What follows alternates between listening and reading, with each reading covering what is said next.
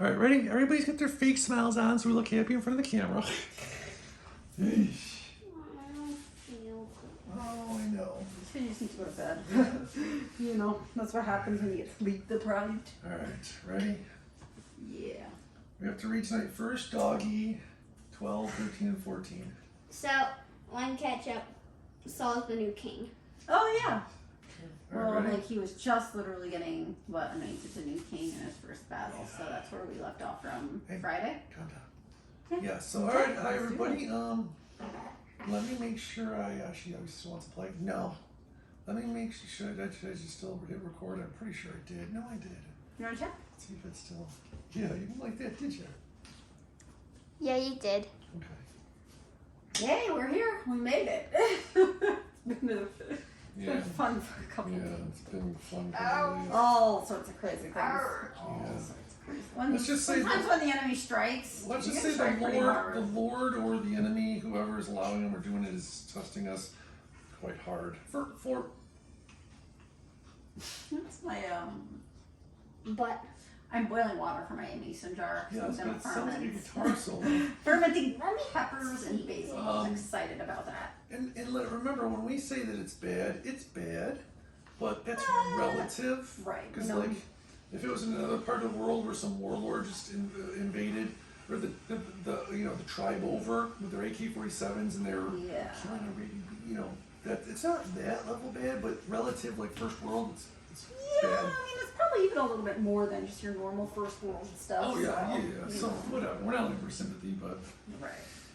when we're ready to get all done with it, and the person who needs revenge taken on, we expect you people to harass them. I think we're supposed to pray that the Lord would deal with The all Lord that. says for you people to harass them. I would see if I'm sorry, I don't know if I could be a godly person if I had like 4 million followers. And I'd try, but every once in a while, when you met a real douchebag and you prayed for them and they were just, and you try to be reasonable and try to be reasonable and try to be reasonable, but then they pretend they're just following the rules when they're a total douchebag and you gave them examples and they ignored it. I would just be like, yeah, for my 4 million I followers. mean, I'm sure it's hard. I'm My sure 4 million people followers. get Oh, jeez. Well, then stop it. All right, ready? What's wrong? Can I think your phone's on your stomach. Ready?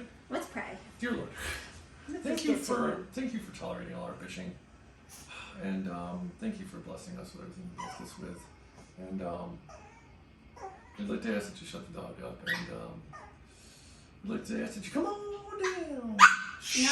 No, calm down, sweetie. Trying to put her in a cage. Yeah, and just ask, come on down, so that when we're reading this out to the people, we are just reading it. Remember, we're not preachers. We don't know what we're talking about. Our opinions that we come up when we read a passage are just that. But our hope is that you start reading for yourself. And we hope that the Lord is with you, like we ask Him to be with us when you read. In Yeshua's name we pray. Yeshua Jesus' name we pray. The Holy Spirit. Amen. did you say come on down? I did. I heard it. I said, come on down. All right, 12. 1 Samuel 12. Or as the ISR says, Shemuel and Yezreel. And Samuel said to all Israel, look, I have listened to your voice and all that you said to me, and have set a sovereign over you. And now look, the sovereign is walking before you, and I am old and gray, and look, my sons are with you. And I have walked before you from my youth to this day. No.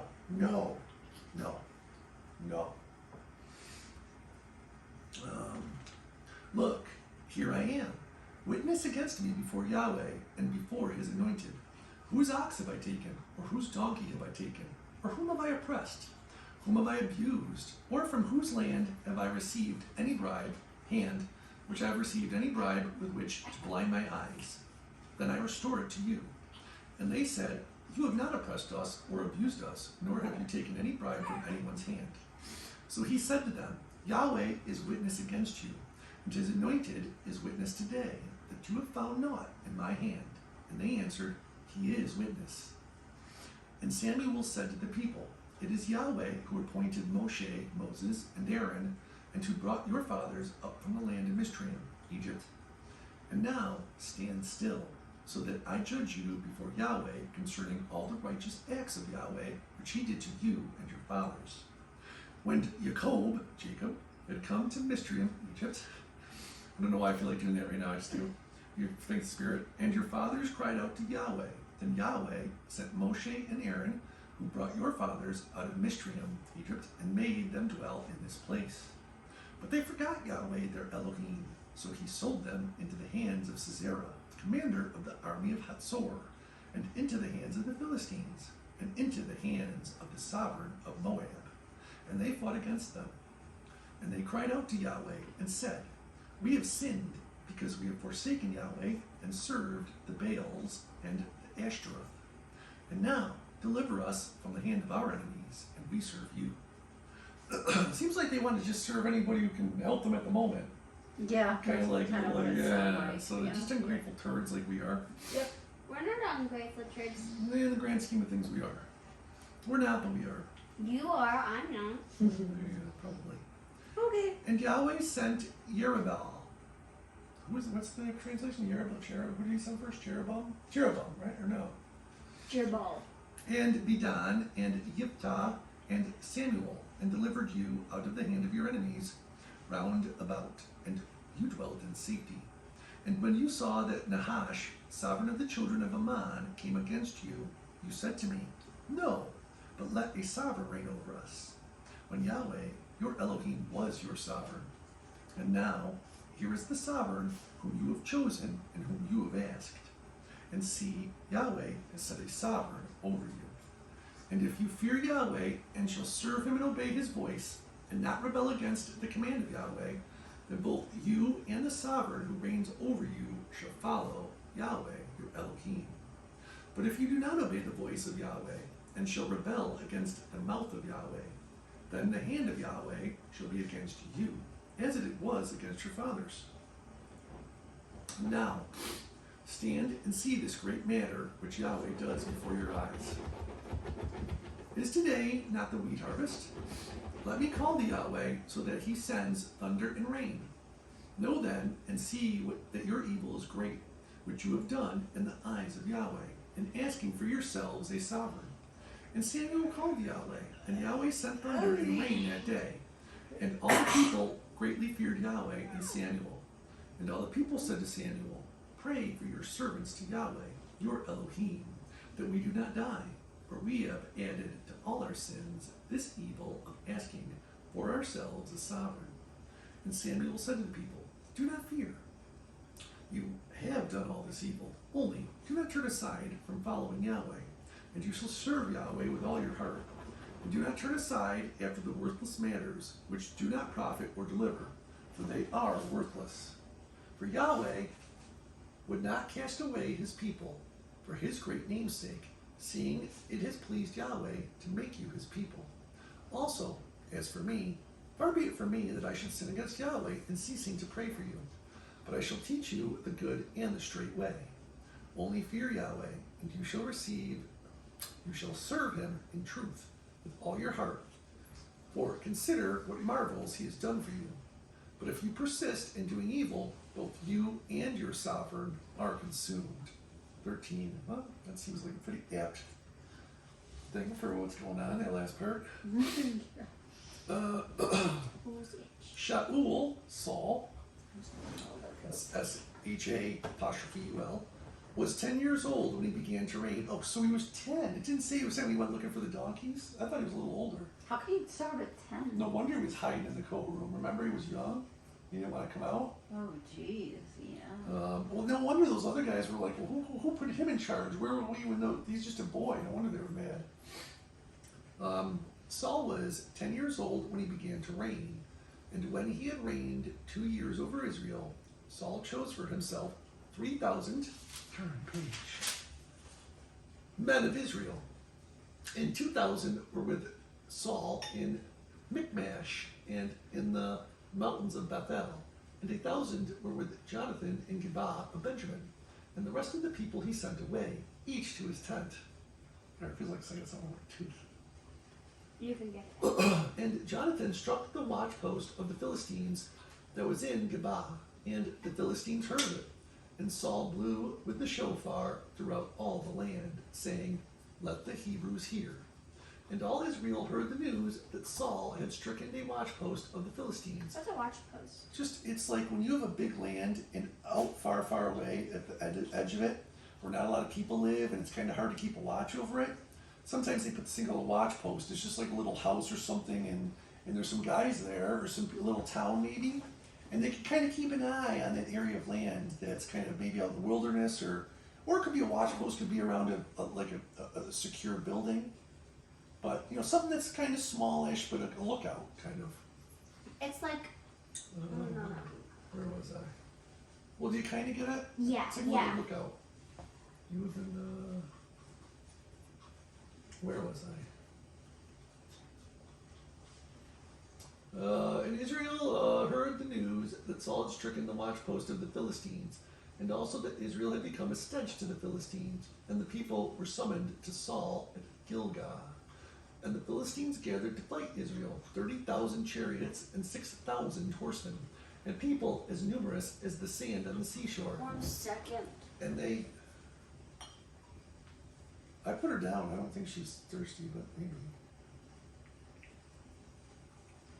Like I said, she's thirsty. Bella's got the magical watering Yeah, cup. you're like Moshe there, Moses water. Because she's a Pisces. Save some for the fish, dog. Well, Please get up and stretch your leg during this water break. Go make yourself a sandwich. Take a bathroom break.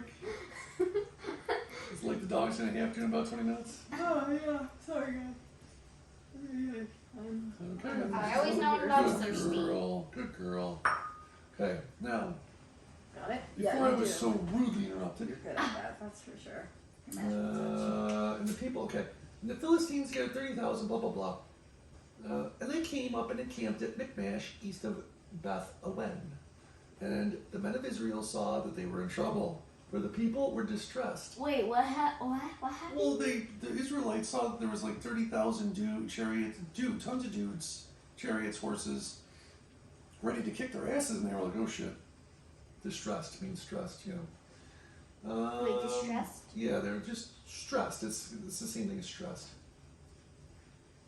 And the men of Israel saw how people were distressed, and the people hid in caves, and in thorny bushes, and in rocks, and in holes, and in pits. And some Hebrews passed over the Yarden to the land of Gad and Gilead, but Saul was still in Gilgal, and all the people followed him, trembling. And he waited for 7 days, according to the appointment with Samuel. But Samuel did not come to Gilgal, and the people were scattered from him. And Saul said, bring an ascending offering and peace offerings here to me. And he offered the ascending offering. And it came to be, as he had finished offering the ascending offering, look, Samuel came. And Saul went out to meet him to bless him. Then Samuel said, what have you done? And Saul said, because I saw that the people were scattered from me, and that you did not come within the days appointed, and that the Philistines gathered at Michmash. So I said, the Philistines are going to come down on me at Gilgal, and I have not appeased the face of Yahweh. So I felt compelled and offered an ascending offering. Remember, this guy's like 12. It's kind of hard on him. And Samuel said to Saul, you have been foolish. Wasn't David pretty young too? I don't think it was his son. No, And he you- was like Yeah. he was 12 when he killed Goliath. Yeah, he was young when he killed Goliath, then he had to wait 10 years. He was 20s. God probably learned from Saul. Yeah. And Samuel said, you have been foolish. You have not guarded the command of Yahweh, your Elohim, which he commanded you. For now, Yahweh would have established your reign over Israel forever. But now, your reign is not going to stand. Yahweh shall seek for himself a man after his own heart. And Yahweh shall command him to be a leader over his people, because you have not guarded what Yahweh commanded you. That must have felt like a big punch in the Oh, stomach. yeah. And Samuel arose and went up from Gilgal to Gibeah of Benjamin. And Saul mustered the people who were present with him, about 600 men. And Saul and Jonathan his son, and the people who were present with them, remained at Gibeah of Benjamin, while the Philistines camped at Michmash. And from the camp of the Philistines, raiders went out in 3 companies. The one company turned to the way that leads to Ophrah, from the land of Shaal, whatever. And another company turned toward the way of Beth Horon, and another company turned the way of the border that overlooks the valley of Seboim toward Wilderness. Oh, as soon as she comes down, it is nice. You steal her. toward the wilderness. Now, no blacksmith could be found in all the land of Israel, for the Philistines said, "Let the Hebrews make swords or spears." And all Israel went down to the Philistines, each one to sharpen his or her plowshare, and his mattock, and his axe, and his sickle. Basically, the Israelites were under the control of the Philistines, and the Philistines didn't let them make any weapons, so they didn't know how. They had to go to the Philistines to get their stuff sharpened and whatnot. That's horrible. That's why What are your don't enemies? let any government or anybody take your weapons away. I don't care what political side you're on. And the charge was a pin for the plowshares and the mattocks and the forks and the axes and to set the points of the goads. You see, she was No. calm over here. No. And it came to be on the day of battle that there was neither sword nor spear found in the hand of any of the people who were with Saul and Jonathan, but they were found with Saul and Jonathan his son. And the outpost of the Philistines went out to the pass of Michmash. Oh, do we have to wait? I want to read more. Let's see what's going to happen. I already know what's going to happen. You do? What We do did we two- do? 12, 13, Yeah, do you 14. want, oh, we want to do 14? Okay, 14. And it came to be on that day that Jonathan, remember there's no G's in Israel, in the Hebrew language. Jonathan is Jonathan here, son of Saul, said to the young man who bore his armor, "Come, let us go over to the outpost of the Philistines, which is on the other side." But he did not inform his father. Wait, didn't Jonathan like David or something? Yes, a lot. They were like bros. Besties. And so Jonathan's now is doing some stuff and didn't tell his dad Saul. Oh. Saul remained at the outskirts of Gibeah. Wait, how old is Saul now? Well, he's old enough to have a son apparently that's battle worthy, of battle age. Maybe he is in his 20s now. Because remember it said he was 10, then 2 years passed, then he did some stuff, but he's got a son now? So maybe he is in his 20s now. He's obviously still young and a dope. Or he's already there, at least teens. Like Late teens, yeah, he's still young and a dope. Young people are dope. Sorry, young people. I'm a dope and I'm old, so Yeah. don't take it as a. Very old. I gotta 20. check my water in a second, so Okay, well, I'll go check it. check it now. Well, because I don't want it to boil all the way down. so Check, it's not- check yourself before you wreck yourself. Yeah, that's probably Because good. boiling water is Let me pour ready over for the this pasta. mason. That's it. I couldn't can think of smell the anything. basil, guys. Couldn't think of Wow, anything. that smells so good. Boiling water. Yeah, gotta boil water and then you put it over the mason jar. Steam. It's because boiling Um, water is. You're gonna Boiling? got some basil, garlic, It's and gonna pepper. make sense too. Alright, get up. Alright. Pooper. This Yeah, one's it's actually ready. pretty Shoulder easy back. too, so I'm excited. Alright, so once again, before I was so rudely interrupted, Sorry. Trying to do 20 things at once here, guys. which we shouldn't be doing when we're reading. Alright, we're disrespecting the Lord. So many times. Yeah, Stop. I did that today enough and I was mad. So I tried. I'm It gonna wasn't get- I'm perfect gonna though. get smoked like a motherfucker. Where the heck am I? Alright, so Saul is sneaking around without telling his father somewhere. Saul remained at the outskirts of Gibeah under, You mean Jonathan? yes, a pomegranate tree at Migron. And the people who were with him were about 600 men. And Ahiah, son of Ahitub, Ichabod's brother, son of Phinehas, son of Eli, the priest of Yahweh in Shiloh, was wearing a shoulder garment. And the people did not know that Jonathan had gone. Who was he? Ichabod? Oh, it just says for some reason that Ahiah, and then son of 15 dudes, was wearing a shoulder garment. And no one knew that Jonathan had gone. It's just a bunch of random information that you're like, well, why do we need, Okay, some priest. I'm not, whatever. I'm just saying. Sometimes the Bible can be weird. And between the passes by which Jonathan sought to go over to the outpost of the Philistines, there was an edge of rock on one side and an edge of rock on the other side. And the name of one was Botsets, and the name of other was Seneh. The one edge was on the north opposite Michmash, and the other on the south opposite Gibeah. Oh, shit. And Jonathan said to the young man who bore his armor, "Come, let us go over to the outpost of these uncircumcised. If it so be, Yahweh does work for us. For there is no hindrance for Yahweh to save by many or by few." And his armor bearer said to him, Do all that is in your heart. Incline yourself. See, I am with you, according to your heart. And Jonathan said, See, we are passing over to the men, and show ourselves to them. If they say this to us, wait until we come to you, then we shall stand still in our place and not go up to them. But if they say this, come up to us, then we shall go up, for Yahweh has given them into our hand, and this is the sign to us. Man, that's ballsy. Daddy, don't ring back. I know. And both of them disclosed Wait, what's ballsy? that they basically assumed that Yahweh was gonna Give them into their hands. and even have a certain like phrase. Yeah. So they assume. They were like basically if they were like, well, if a bunch of those like 100 dudes over there say come to us, then us two dudes know that Yahweh is gonna let us kill them all. But if they say stay right there, then it's just good luck with that. But hey, Yahweh. I'm not saying Yahweh can't do it, but that's on their parts. That's interesting and an interesting assumption. Why are they making the couch? I don't know. And both of them disclosed themselves to the outpost of the Philistines. And the Philistines said, See, the Hebrews are coming out of the holes where they have hidden. And the men of the outpost called to Jonathan and his armor bearer and said, Come up to us and let us teach you a lesson. Then Jonathan said to his armor bearer, Come up after me, for Yahweh has given them into the hand of Israel.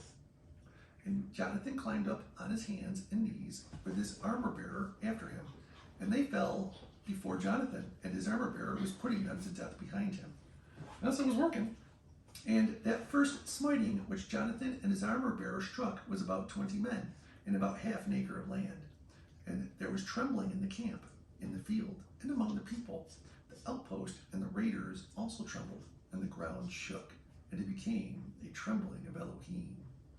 And the watchmen of Saul and Geba of Benjamin looked and saw the crowd melting away, and they went here and there. And Saul said to the people who were with him, Please inspect and see who has gone from us.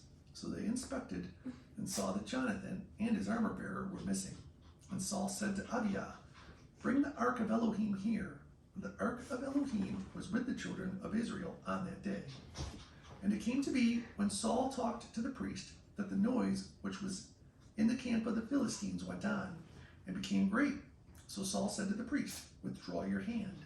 And Saul was called, and all the people who were with him, and they went into battle. And see, every man's sword was against his neighbor, a very great confusion.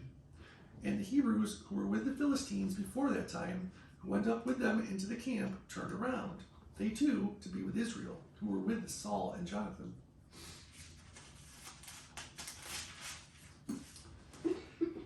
And all the men of Israel who had hidden in the mountains of Ephraim heard that the Philistines fled, and they also pursued them in battle. Yeah, what are you doing, Bella? I'm sorry. What? I just thought of something really funny. Well, we're reading, Bella. Come on. It was about the Bible, bro. Yeah, but Bella, come on. We've had enough interruptions. Come on. Not enough. And You had to go right to that. let's see. afterwards. And heard the Philistines fled, they pursued them in battle. Thus Yahweh saved Israel that day, and the battle passed over to Beth-awen. And the men of Israel were distressed that day, for Saul had placed the people under oath, saying, What's oath mean? you just basically say you promise you're going to do something. Cursed be the man who eats food until evening, and I avenge on my enemies. Therefore, none of the people tasted food, and they all of the land came into the woods, and there was honey in the ground. And the people came into the woods and saw the honey dripping, but no one put his hand to his mouth, for the people feared the oath. But Jonathan had not heard that his father had taken an oath of the people, and he had stretched out the end of the rod that was in his hand, and dipped it in a honeycomb, and put his hand to his mouth, and his eyes lit up. Then one of the people said, Your father strictly took an oath of the people, saying, Cursed be the man who eats food today. And the people were weary. Yeah, but he didn't know. That's dumb shit. Back in the day, like, you're supposed to have honor even with stuff you don't know. But Jonathan had not heard blah, blah, blah. Then one of his people said, we're weary. Where's weary? Oh, yeah. And Jonathan said, My father has troubled the land. Now see how my eyes lit up when I tasted a little of this honey. Well, that's true too. Sorry, guys. Wait, what is that? Sorry, I Johnny- had to take a medicine, so it made me really tired. So if I look like I'm spaced out, it's the medicine. Basically, Jonathan said that, well, my dad freaking got us in all this trouble, And his pain, it was all just his, so I don't want to hear about it, basically. So is war kind of going on right now? Yes. How much better if the people were well eaten today of the spoil of their enemies which they found. For then would not slaughter among the Philistines have been greater? So basically saying, well, if we ate today, we probably had more energy and would have been better fighters. Yeah, that makes sense. And they struck the Philistines that day from Michmash to Aijalon. So the people were very weary. And all the people pounced on the spoil and took sheep and cattle and calves and slew them on the ground. And the people ate with the blood, oh boy. And they told Saul, saying, look, the people are sinning against Yahweh by eating with the blood. And he said, you have acted treacherously. Roll a large stone to me today. And Saul said, scatter among the people and say to them, each one bring his ox near to me, and each one his sheep. And you shall slay them here and eat, and do not sin against Yahweh by eating with the blood. Excuse me. So every one of the people brought his ox with him that night, and slew it there. And Saul built a slaughter place to Yahweh. It was the first slaughter place he built to Yahweh. And Saul said, let us go down after the Philistines by night, and plunder them until the morning light, and do not leave a man of them. And they said, do whatever seems good to you. But the priest said, let us draw near to Elohim here. And Saul asked Elohim, should I go down after the Philistines? Do you give them into the hands of Israel? But he did not answer him that day. And Saul said, come over here, all you chiefs of the people, and know and see what this sin was today. For as Yahweh lives, who saves Israel, though it be in Jonathan my son, he shall certainly die. But not one among all the people answered him. And he said to all Israel, you be on one side, and my son Jonathan and I be on the other side. And the people said to Saul, do what seems good to you. Then Saul said to Yahweh, Elohim of Israel, give a perfect lot. And Saul and Jonathan were taken, but the people escaped. And Saul said, cast lots between my son Jonathan and me. And Jonathan was taken. Saul then said to Jonathan, explain to me what you have done. And Jonathan explained to him and said, I only tasted a little honey with the end of a rod that was in my hand. See, so let me die. And Saul answered, Elohim, do so, and more also, for you shall certainly die, Jonathan. But the people said to Saul, should Jonathan die, who has wrought this great salvation in Israel? Far be it. As Yahweh lives, let not one hair of his head fall to the ground, for he was wrought with Elohim this day. Thus the people ransomed Jonathan, and he did not die. And so there's a bunch of, wow, Yeah, a lot of like people telling Saul to mess off, and Saul's like, well, whatever. And he didn't, well, it's a bunch of it's a mess. Bad Was he leadership. about to like kill some kid? He was about to kill, he was going to say, well, fine, Jonathan, you have to die because you ate. But the people were like, yeah, he's the reason we won today. Right. He's so piss off, Saul. Bad leadership, big mess.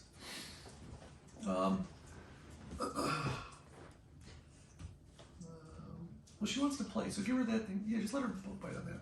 Yeah, we're about to be done with Yeah. them. Squirrel face. All right, so everybody it was like kind of some people once, it was a stalemate. Everybody went home. Saul returned from pursuing the Philistines. The Philistines went to their own place. Were the Philistines there when they were doing all this? I think they were still in the process of running away, maybe. Yeah.